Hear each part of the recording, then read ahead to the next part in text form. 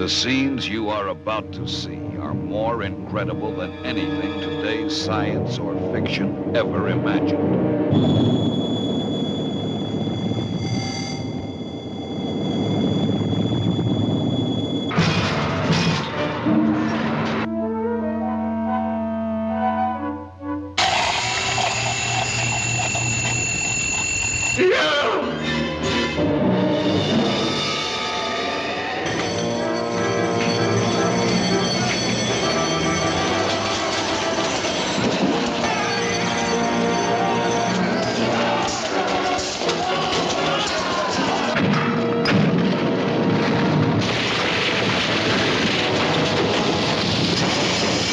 Sometime in the near future, when we least expect it, they will come.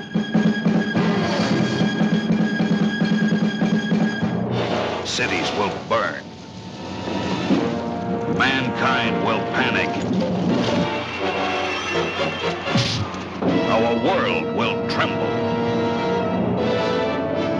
When the invasion from another time and another place begins, disbelief will be shattered, and the truth of an ancient past will be revealed. When it occurs, you will see men turned killers by mysterious power. I wanted to kill you. Why? Because you are different. Women will be defiled by the invaders from outer space. It's Barbara. She's the one.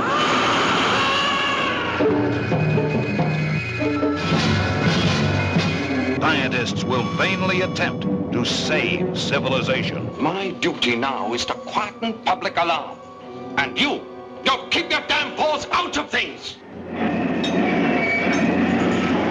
It could happen in your lifetime.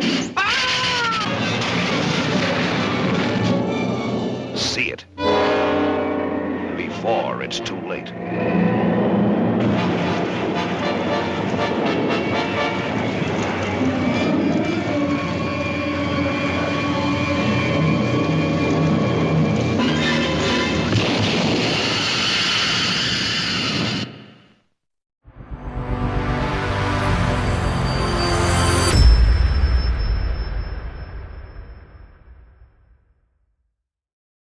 Welcome back to Geek Channel 8. I'm Eric. And I'm John. Today we're talking about Quatermass and the Pit, also known as 5 Million Years to Earth, from 1967 Hammer horror film. But before we get into that, I notice you are wearing a t-shirt that says The Time Machine. Now, we're an audio podcast, so you can't see the video on this, and that's intentional. Like, we actually record video, but we don't share it with you guys because I figure you guys, the last thing you want to see is our ugly mugs. Yeah, you really don't want to see mine either. Although the few that I've released to YouTube as videos have done phenomenally better than our audio podcast. So, oh, really? Yeah. I got to get my lighting set up better then. I'm just against the whole idea.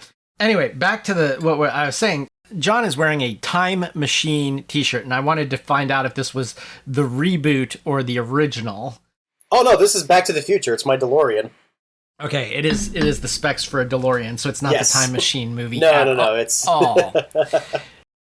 I am wearing... Nice, your vintage 60s Batman logo t-shirt, but in kind of the gray and black, like more of the modern Batman. Yeah, and... You know, I'm saying this the weekend that The Flash is opening. Mm-hmm. Now, The Flash is a bit of a disaster. Mm-hmm. It stars an actor who is one of my neighbors here in Vermont. Really? Ezra Miller. Oh, okay. And Ezra is a bit of a challenge for Warner Brothers, to the point where they're not even attaching his name anywhere. They're advertising the cameos by Ben Affleck and Michael Keaton and stuff more than they are. Have you read all the cameos that are actually in it? Like, No, nor do I really want to. I could spoil it really quickly if you want. No spoilers, please. I'll get around to it someday, but I don't know how spoiled it could actually be. So this is their attempt to do a multiverse of madness kind of thing, because now they got to introduce a multiverse so that they can launch an entire... They're basically stealing Marvel's playbook. Pretty much. They've got to become successful. They've changed their CEO, new CEO. They changed their chairs of the Warner Films. Mm-hmm. There were 6 different directors for this film. They sunk $200 million into it, which is a jaw-dropping amount of money. Not only that, but the head of DC Cinematic Universe also switched hands as well. The people that are like in charge of things, far beyond simply the director and producers, like, it's amazing the movie's even released. And we already talked about how they're bleeding out on their streaming service, now called Max. Yeah. So this movie, it's not as much as Justice League, which is like $300 million, but they sunk $200 million into this film. We're on the Sunday of the opening weekend. As of right now, it has grossed $70 million. Yep. It just might have 9-figure losses. That is very likely. Oh my god. That is enough to sink a studio. So we will see what happens here. So I'm looking at the numbers on thenumbers.com. It has the opening weekend for both domestic and international. International, it didn't even make a dent. This may be as of Friday. It says domestic box office as of Friday, 24.5 million. International box office, 427,000. Oof, that hurts. Yeah. Ouch, big time. So before we get into Quatermass in the Pit, I need to do a segment on this show we call Correcting the Record. Oh, okay. Michael Klein, who is the admin of the Films of the Fabulous 50s Facebook group, which is pretty cool. I suggest everybody go check it out. He said that he noted several errors during the discussion, i.e., neither Cheney was in Freaks, and the Quatermass experiment came out in 1955. But I thought I should point out that Plan 9 was originally shot before The Black Sleep. Was it? I want to tackle each of these things in order, because part of this is our bad, part of this is not our bad. Yeah. Okay, so neither Cheney was in Freaks. This was a legitimate mistake. Yes. I said that Cheney was in Freaks. Lon Chaney was cast in Freaks, but he died while it was still in pre-production. Oh. He was not actually in the film, but he was part of the original conception of the film, working alongside Todd Browning. Okay. Was originally supposed to be in it, but okay, so that's kind of our bad.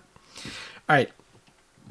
The second thing Michael Klein pointed out is that the Quatermass experiment came out in 1955. Okay. We're aware of this, of course, because we made a whole podcast about the Quatermass experiment. Yeah, it's always fun going through UK and US release dates. This is a casual podcast. I don't have all these dates in front of me all the time, so I may have misspoke the date. That's completely possible. Or it may be because this was from the Black Sleep episode that I mentioned this.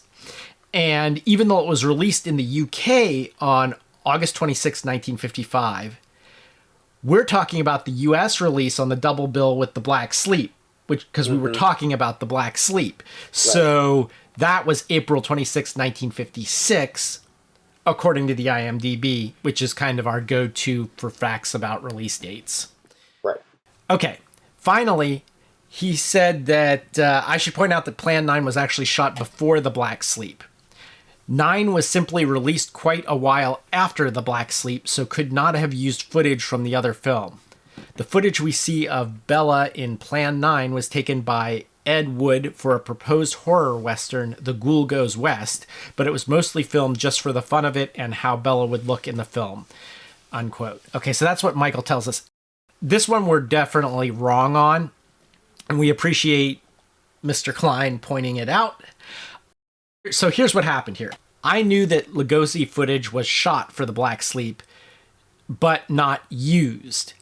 And I knew that Plan 9 came out after this and contained unused footage from Lugosi's quote-unquote previous film. So I made the supposition that this was that footage. But since Plan 9 was made but unreleased before The Black Sleep, it was Lugosi's previous unreleased film before this, The Ghoul Goes West, which also happened to be with Ed Wood, which begs the question, where is the unused footage of Lugosi from The Black Sleep? You know, and it's funny because Ed Wood is one of my all-time favorite movies, and to hear the name The Ghoul Goes West, it just reminded me of that scene when Johnny Depp was pitching the movies to the producer, and that was one of the titles he dropped. I was like, oh my god, that was an Easter egg this whole time. I had no idea. There's another horror western that features Dracula in the Old West called Billy the Kid versus Dracula. I either watched it and completely forgot about it or never really made it through. I can't remember which, but it exists. So I don't know if that was inspired by, or we throw out these suppositions on the show all the time. Perhaps that was inspired by The Ghoul Goes West, but I have no idea, you know, and we rely on listeners to write in and tell us because we're not going to sit here and Google check everything. Right. We'd be sitting here on Google all the time. That's one of the reasons I've instituted the Magic 8 Ball for answers to questions we don't know. Oh, I have something similar.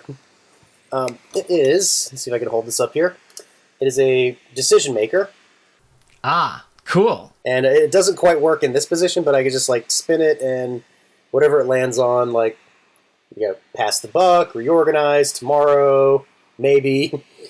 We're very into the Magic 8 Ball on this show because we have ties to a place called Cincinnati, Ohio, where the Magic 8 Ball was invented. So, it was?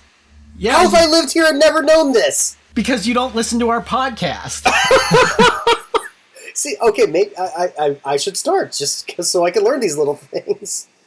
My God, you'd think I would have known this. Yeah, I think I mentioned it in one of the Wednesday podcasts. Okay. All right. I think we've beaten around the bush enough as it is. Let's get into talking about the third Quatermass film, Quatermass and the Pit.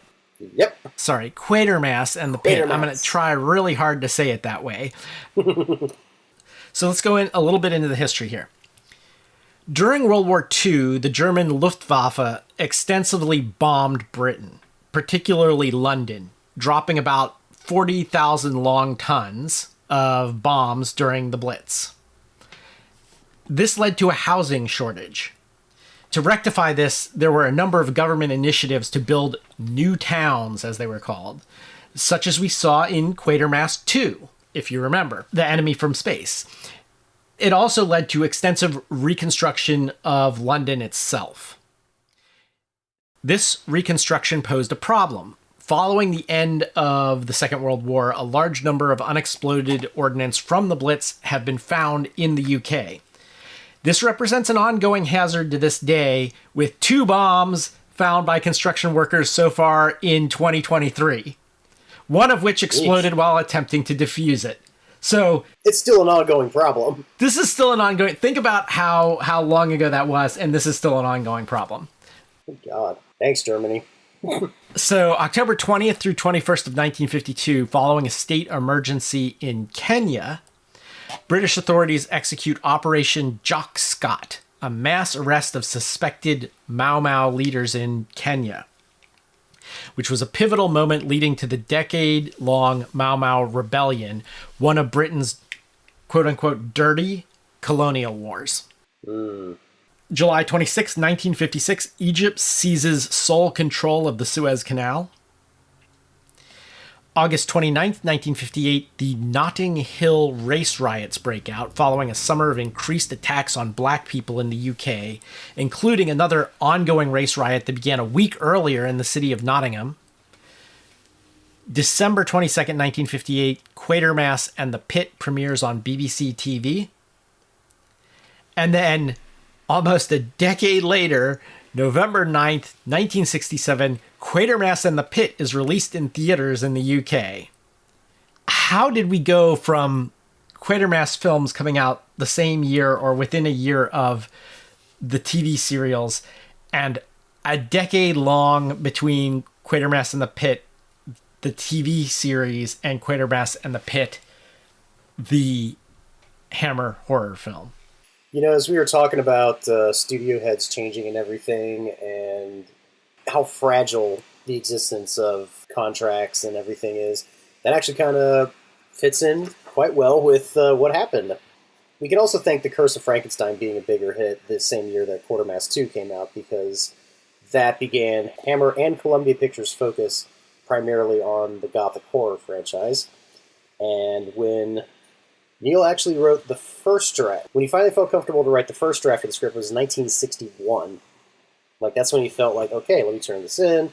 And Columbia even passed on it because they said they were no longer interested in Quatermass films.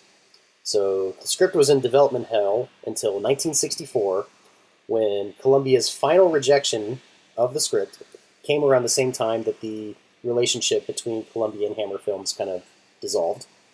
It went from being in development hell to being in development hell, in a sense. Right.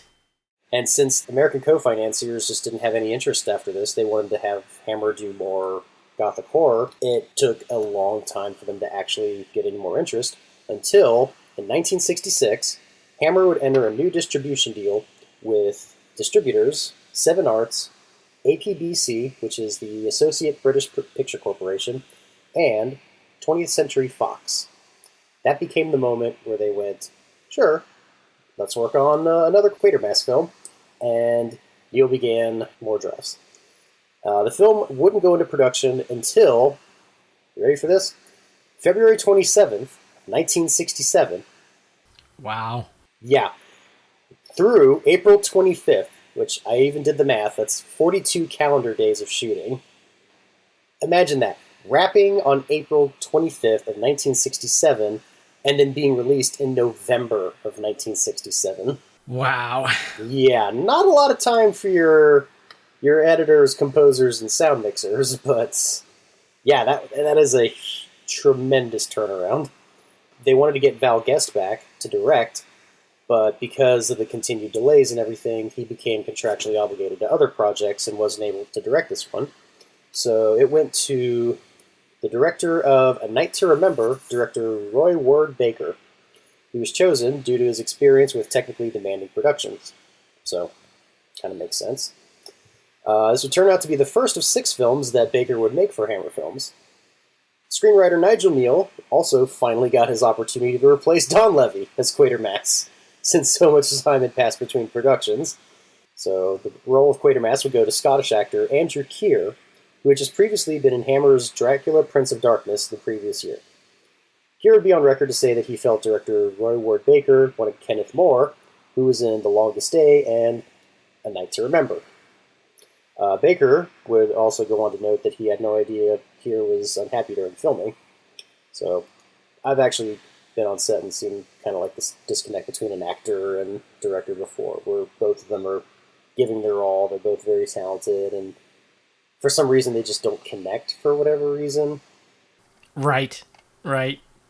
It's plausible that they're both coming from a place of honesty, and also with just such a quick production time. Like, they probably didn't have time to just stop and check in. It's like, hey, you're doing okay, or hey, I really liked your performance, or hey, this is really cool. But yeah, they probably were just rushing between every performance. Right.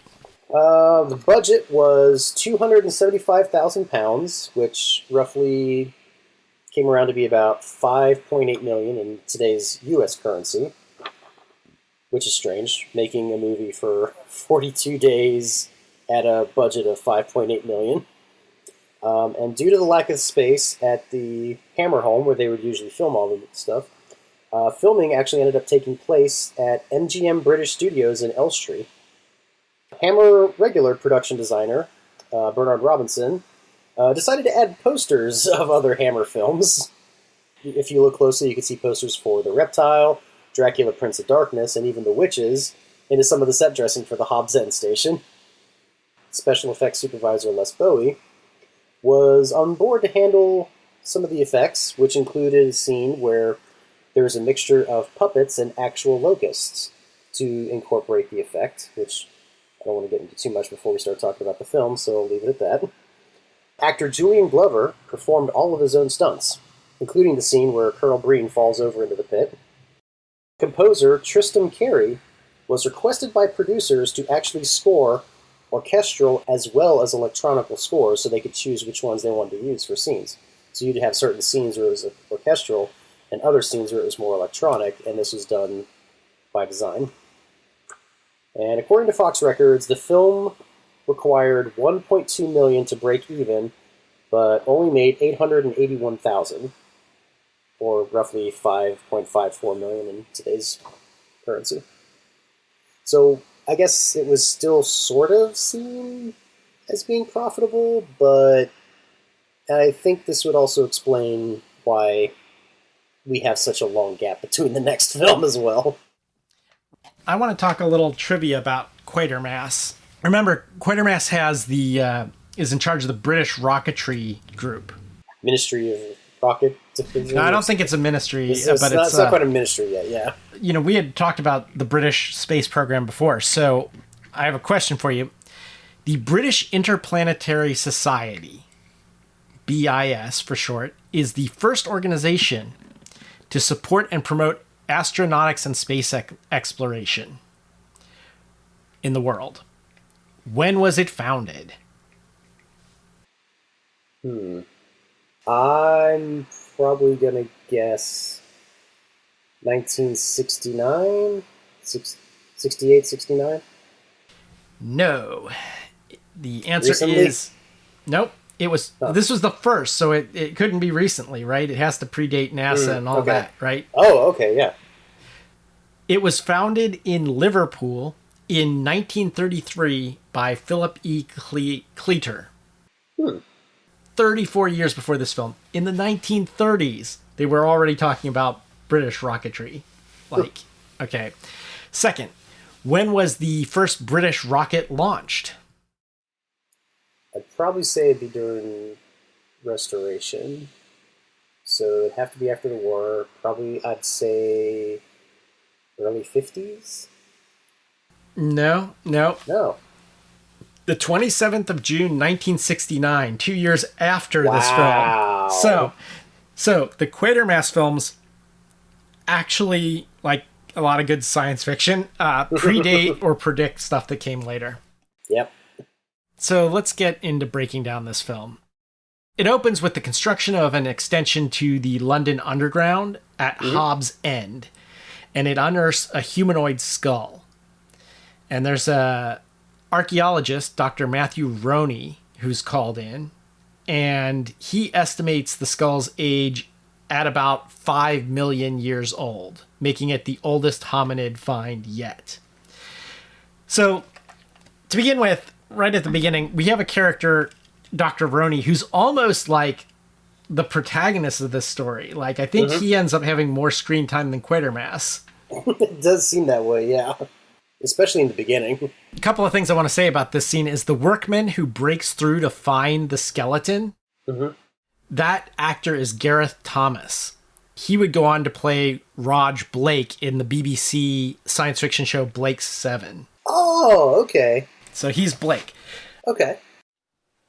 This came out in 1967. In 1974, okay, so after this film, the fossil remains of hominid Lucy that everybody knows about from school. Oh, okay.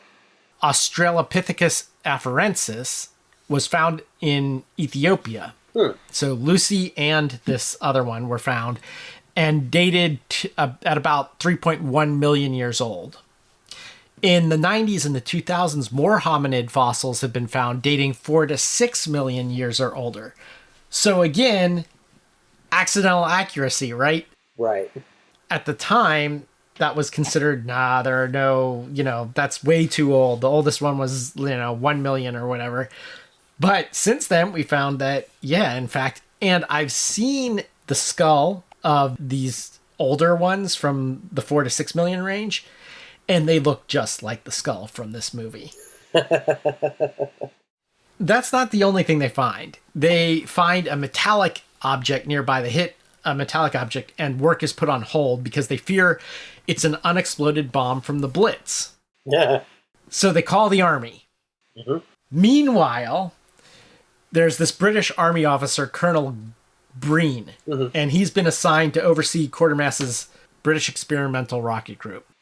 I like that better than BIS. Much to Quatermass's chagrin, this guy's in charge. The military has been put in charge of his science rocketry group.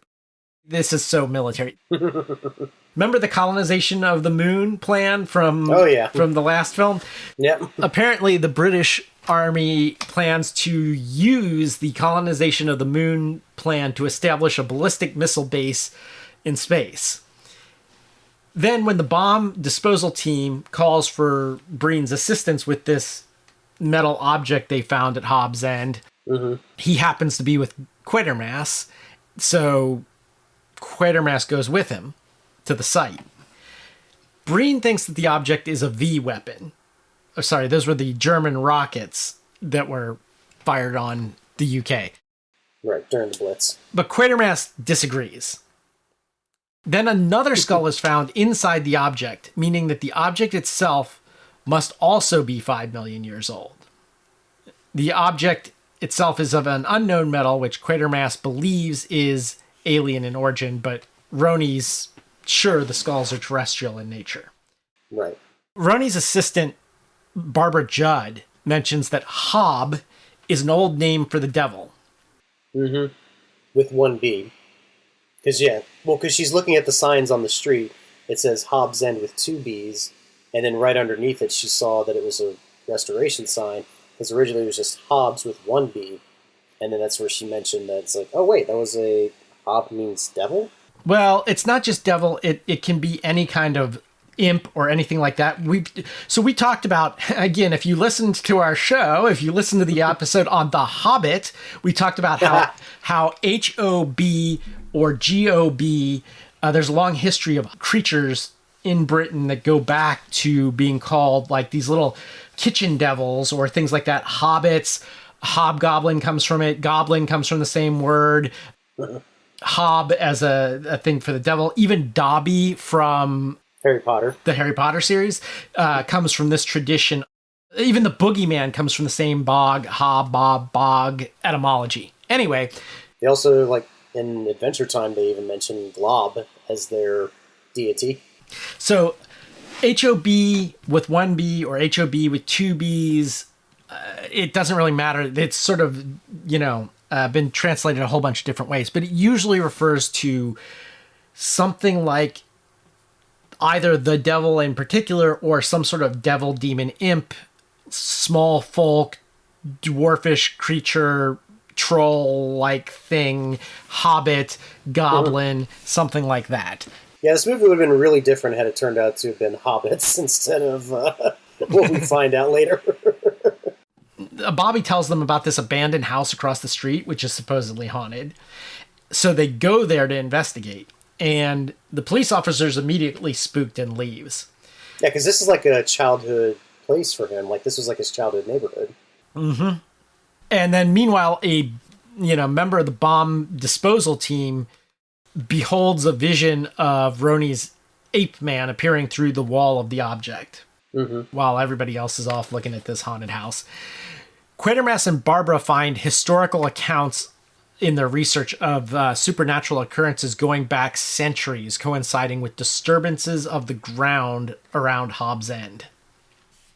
Now, this is where the movie gets incredibly fascinating for me, because I like that it approaches history and all the stuff that we know about ghosts and demons and all this. Like, I mean, because back then, like, that's how they could refer to things. And there's a line, and I wrote it down because it was something that really stuck with me, which was, I like the notion that ghosts and demons were simply science that was badly observed.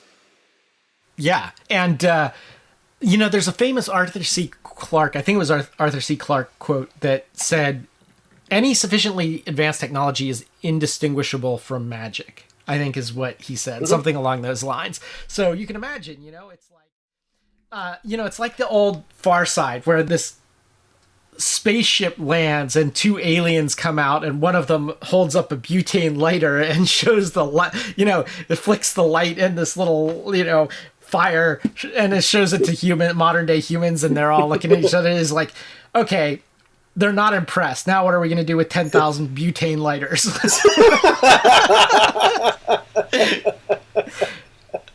Anyway. I missed the Far Side. I don't know why my mind went there. Then a hole opens in the side of the thing and reveals the corpses of three-legged insectoid creatures with sort of like horned antenna type things. Mm-hmm. And an examination of the creature's physiology suggests they came from Mars. Now, it's fair to point out these larvae are dead. Yeah. You know? They're just like statue props. Yeah. But when they opened it, one of them lurched forward and there's this sudden jump scare there, right? Yep. That was real. Apparently, nobody expected that to happen. It wasn't supposed to fall forward. The prop just fell, and that startled the actors, and they kept it in the film. Perfect. So somehow they determined they come from Mars. I'm not sure how they decided that, but you know, Quatermass jumps to these conclusions, and everybody just goes along with it all the time. Sure, sounds great. Quatermass and Roni see a similarity between them and popular images of the devil, right? Because they got these two horns. So they decide to go to the press. And this really pisses off the government minister who didn't want this released. You know? Yeah, so that wasn't like the prime minister. That was just like a different minister? Or? A minister, yeah. Okay, just a minister, not the prime minister. Okay. No, not the prime minister. There are a lot of ministers, right? So this is just another minister. I don't know which one he is. Maybe... Yeah, because I wrote down, I was like, I after this was done, I was like, okay, who the heck was the prime minister at the time this was being filmed? Because, damn, it seemed like they had it out for him, if that was the case. But it's not, so... Well, maybe, I don't know, let's consult online, just in case. Ah, yes. Yeah, the actor is Edwin Richfield, and he plays Minister. Okay. Minister of Defense. He's Minister of Defense. Okay. Okay. This is a classic Quatermass thing. It's like, they have, like, facts A, B, and C, and he jumps to W, X, Y from that. He comes up with this hypothesis out of nowhere that the spaceship came from a dying Mars, and since they were unable to survive on Earth due to the atmosphere, they sought to preserve their heritage by creating a colony, this proxy colony, by significantly enhancing the intelligence of these hominids and imparting Martian faculties to these indigenous creatures using advanced medical and surgical techniques. And the descendants of these ape men evolved into humans, but retained the vestiges of Martian influence buried in their subconscious. Okay, so this is Quatermass's hypothesis based on what we know so far. Now, this isn't the first time he's done this, right? Like, clearly not, you know. In every movie, there's this moment where Quatermass comes up with this crazy, obviously the mud blob was caused, is from, and it eats radiation and, okay, anyway. Breen, the colonel, though, thinks this alien craft is actually a Nazi propaganda weapon. Oh my god, yeah. To sow fear in the British populace, which actually makes a lot more sense, It makes a lot more sense, but at the same time, there's still a lot of like, wait, they made this thing with 5 million-year-old skulls to instill fear as a It seems plausible, but at the same time, it's just as unlikely. Given these two different hypotheses, the minister believes Breen and decides to unveil the spaceship at a press conference. Okay, meanwhile, there's this guy Sladden who is brought in to drill into it. Yeah. And while he's trying to do this, the drill just cannot puncture through this metal. And while he's trying to do this, he's overcome by a powerful psychic eminence. And his mind unleashes telekinetic energy, disrupting everything. He basically goes Dark Phoenix here for a second, and like everything goes crazy. Might be the best Dark Phoenix movie we've seen. No, well, movie, but if we were going TV or anything like that. Oh no, I'm clearly saying movie because the animated show was like perfect. Oh, I was going to say Stranger Things. Stranger Things is the Dark Phoenix saga. Or But that, anyway, yes. I'm sorry. Okay. Yeah, this worker is drilling in, gets these telekinetic... everything goes crazy, and finally, like, he runs out, and he ends up in this church where Judd and Quatermass find him. Mm-hmm. And he tells them that he saw this vision of hordes of insect creatures under this alien sky, and that he saw himself as one of them, and that he had to desperately run away in fear for his life. Honestly, this might have been one of my favorite scenes in the movie.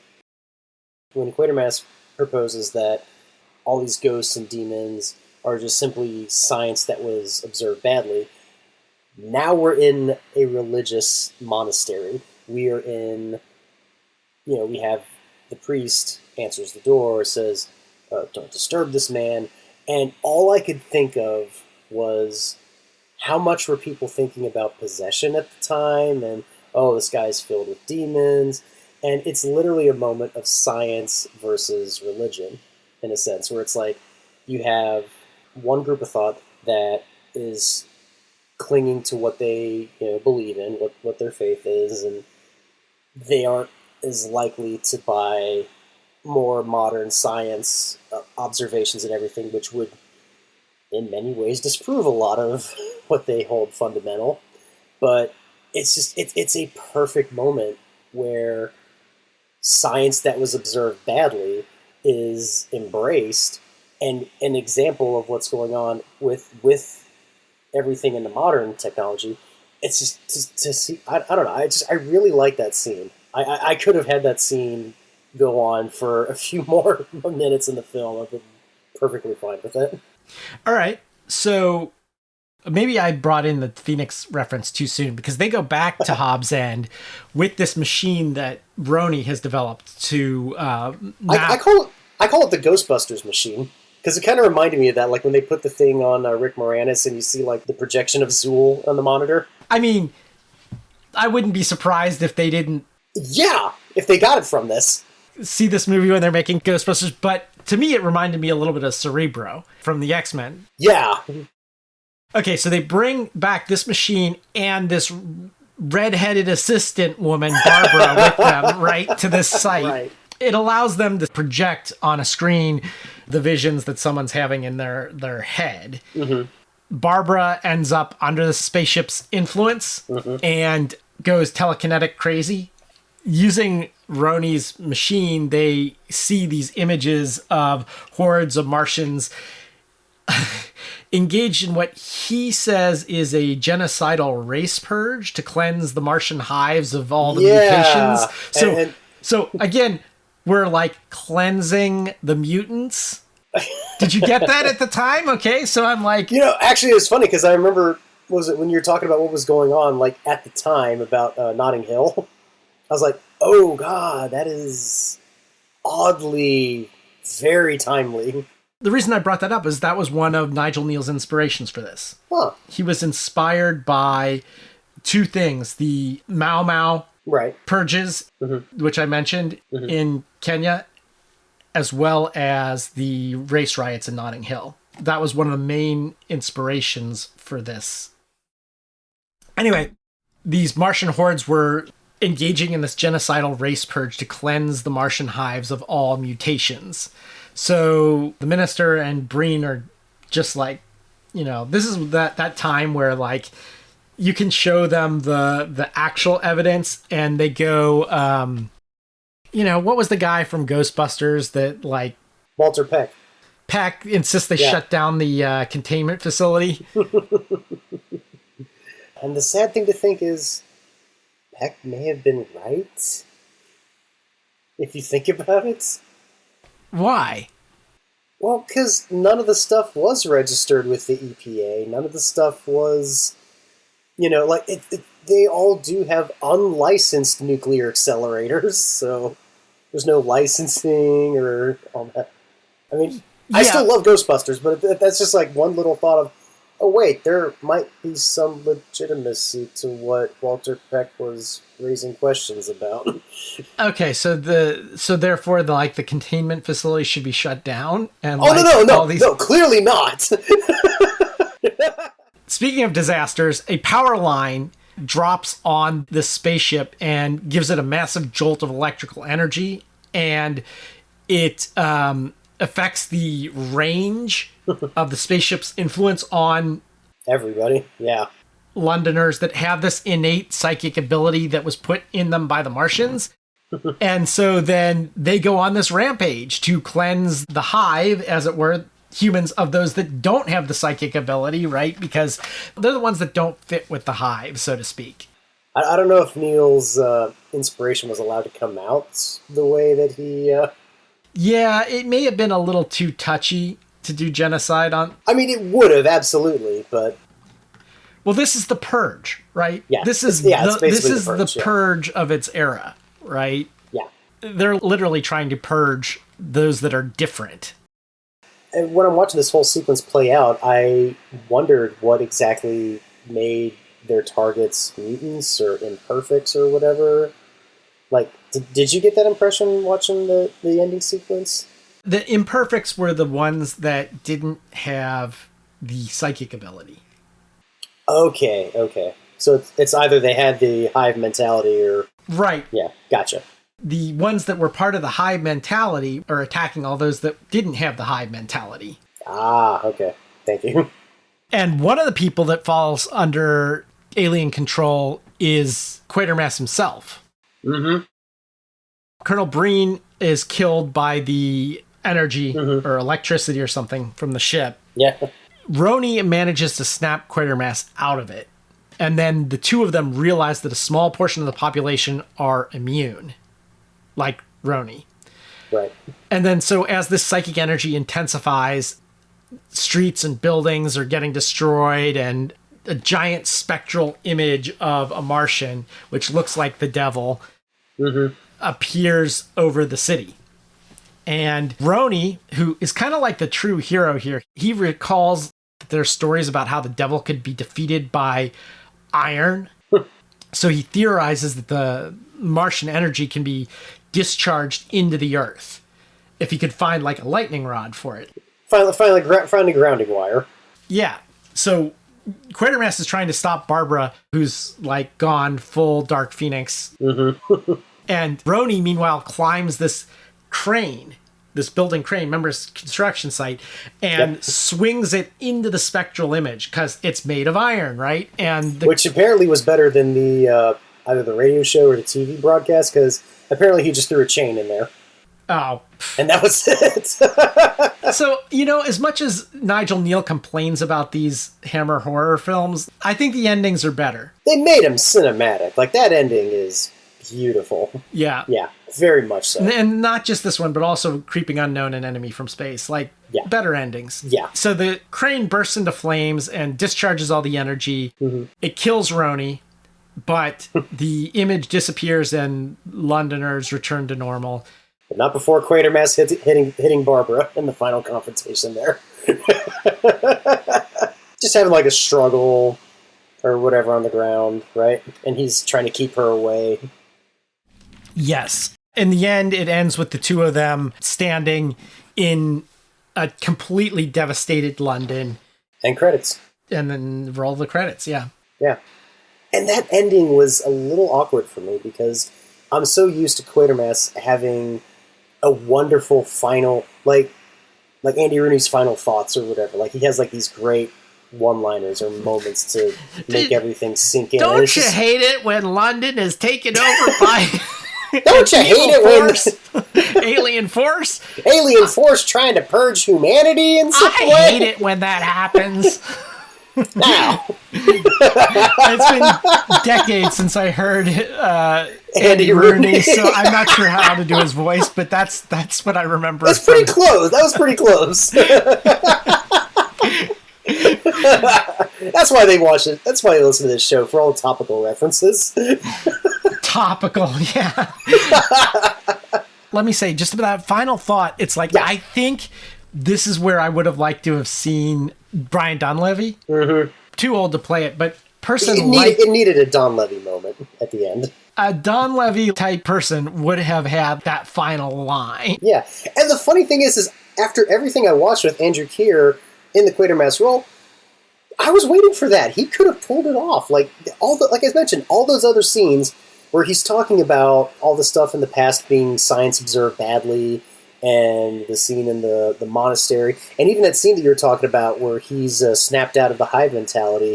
And it's not through like a hit on the head or like the guy doesn't punch him or anything. He literally reminds Quatermass of his humanity and intelligence. And it's just a moment where he's like speaking to him. He's like, remember who you are. Remember you're a scientist.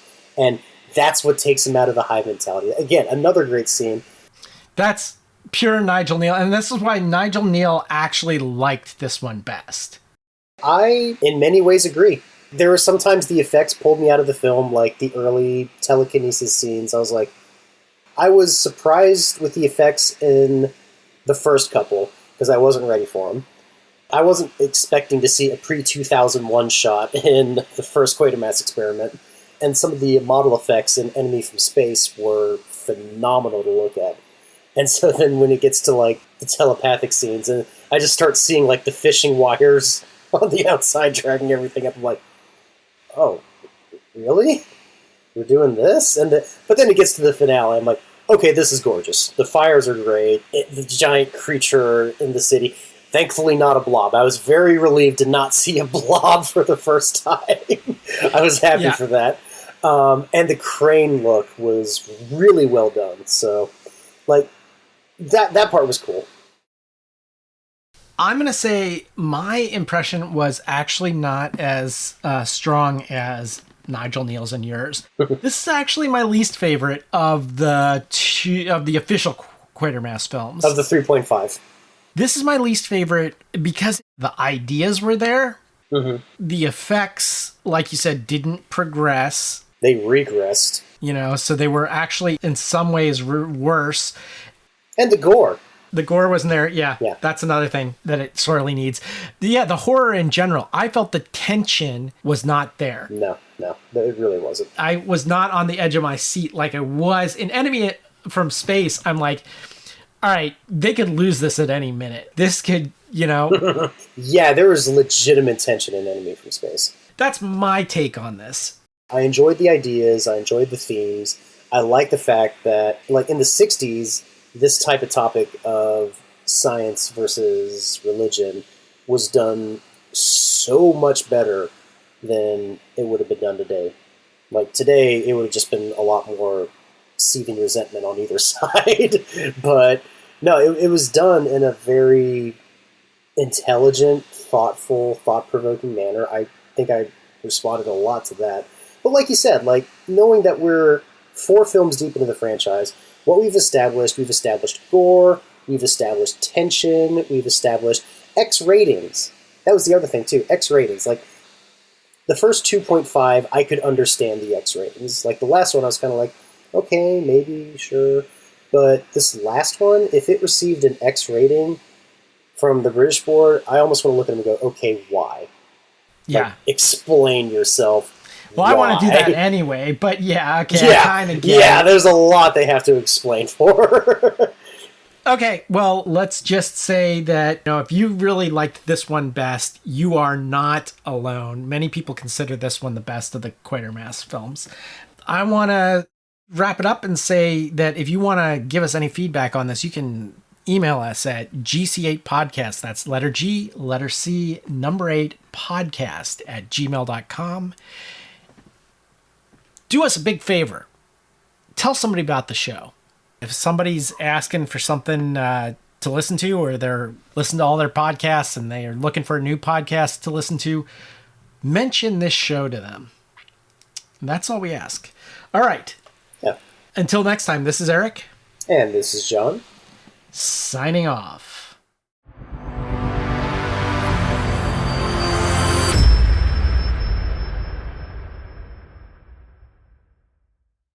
But there are always complaints about the gunshots and the stuff going on there. So, oh my god! Anyway, all right. So Quatermass in the pit.